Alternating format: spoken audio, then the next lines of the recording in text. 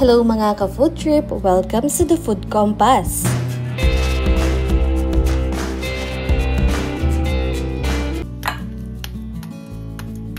Ang ating lulutuin for today ay panibagong sinigang recipe with secret pampaasim. Instead of sinigang mix or sampalok, gagamit tayo ng santol.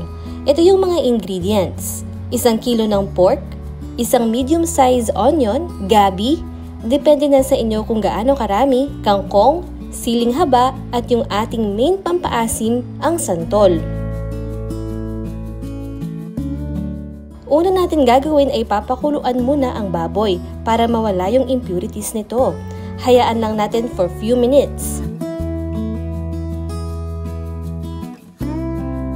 Habang hinihintay ang baboy, simulan naman natin ang pagbalat ng gabi at yung mga santol. Pagkatapos mabalatan yung mga santol, hiwa-hiwain ito para lumabas ang katas at asim.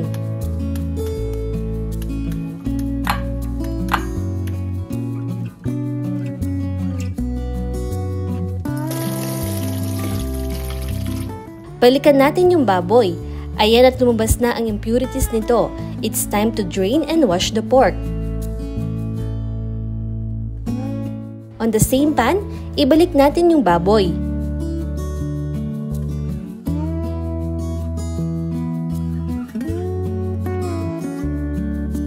Lagyan ng tubig, sakto lang nalulubog yung baboy at yung gabi.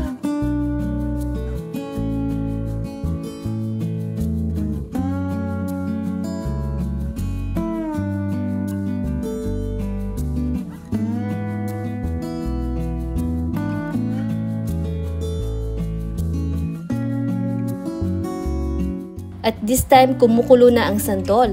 Ready na itong i-mash using masher. Kung wala naman, pwede na yung tinidor. Make sure it's mashed well. Hindi na rin kailangan itapon ng buto dahil isasama din yan sa sabaw.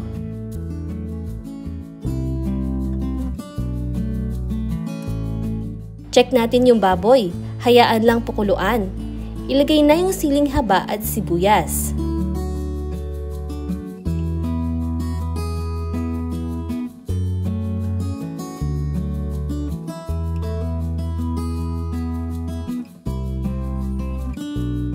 Kapag malambot na ang baboy at ang gabi, ilalagay na ang kangkong.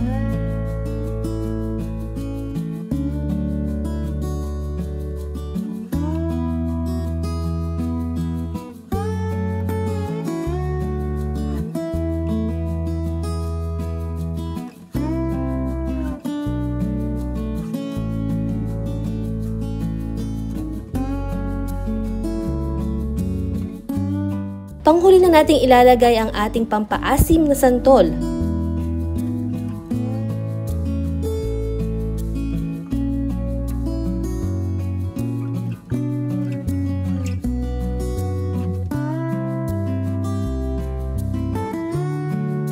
Lagyan ng tubig at patis, pampalasa.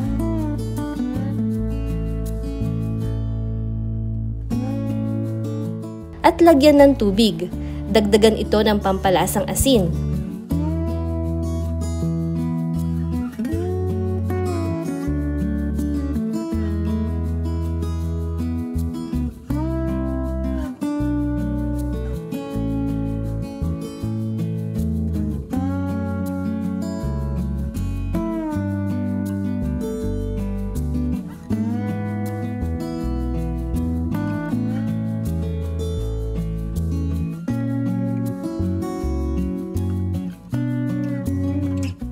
Pakuluan for 5 minutes, then ready to serve.